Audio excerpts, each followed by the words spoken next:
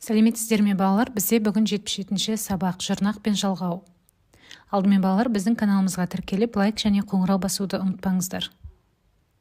Бүгінгі сабақта жұрнақ пен жалғауды ажыратамыз, мәтіннің тақырыбы мен ондағы негізгі ойды анықтаймыз. 53-ші жаттығу суреттер бойынша мәтін құрастыр дейді, және бұл жаттығуларды жасайсың ба дейді. Міне балалар, біз осындай мәтін құрастырдық. Спорт денсаулық кепілі. Осы сөзді әкем бізге жиі айтып отырады. Сонымен қатар спортпен айналысқанымызды да қадағалап жүреді. Жаз мезгілінде аулаға үнемі секіртпе мен белге айналдыратын шеңберімізді алып шығамыз. Біздің аулада спортпен шұғылдануға арналған арнайы жаттығу алаңы да бар. Ол жерде інім белтемірге тартылғанды ұнатады. Біз отбасымызбен салауатты өмір салтын ұстанамыз. Келесі 54-ші жаттығу өлеңді мәнерлеп оқы дейді. Ас алдында қолымды жууға ойым бөлінді. Тазалыққа мән берем, мұнтаздай қып өңімді. Енді балалар, өлең не туралы дейді? Өлең тазалық туралы.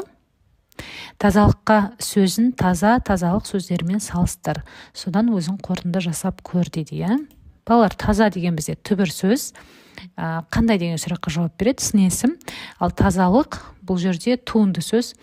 Ылық, яғни жұрнағы жалғану арқылы бізде зат есім пайда болды. Бұл не деген сұраққа жауап береді? Ал енді тазалыққа деген бұл жерде туынды сөзге бар септігінің жалғауы жалғанды. Бұл келесі сөзбен тек байланыстырып қана тұрып, ешқандай сөзге өзгеше мағына үстеген жоқ. Енді балалар, мәліметті оқимыз. Қосымша жұрнақ жалғау болып екіге бөлінеді. Сөз мағынасын өзгертетін қосымшаны жұрнақ дейді. Жұрнақтың белгісі міне балалар осындай. Яғни жаңағы бізде таза сөзіне лық деген жұрнақ жалғанған кезде бізде тазалық деген сөз шықты ғой. Көрдіңіздер ме? Сөздің мағынасы өзгеріп кетті.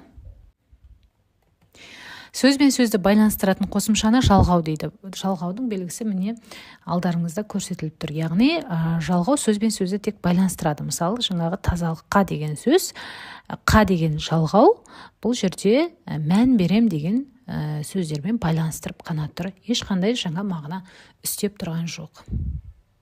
55-ші жаттығу мақалды көркем жаз дейді. Балалар, мақалды әдемілеп дәптерімізге жазамыз.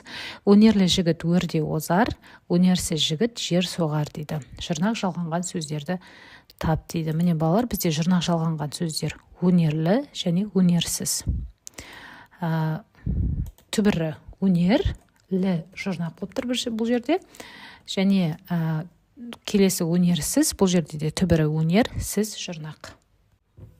Келесі шығармашылық үзіліс 56-шы жаттығу. Мектепте ұзындыққа секіру мен жүгіруден жарыс өткізілмекші.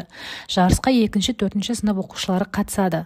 Сыныптарында секіру және жүгірумен шұғылданатын балалар бар ма? Олар осы жарысқа қатыса ала ма? Сол туралы өз ойыңды білдір дейді. Міне балалар, біз шамамен осындай ғана сөйлемдер жаздық. Сіздер басқаша сөйлемдер жазуларыңызға болады.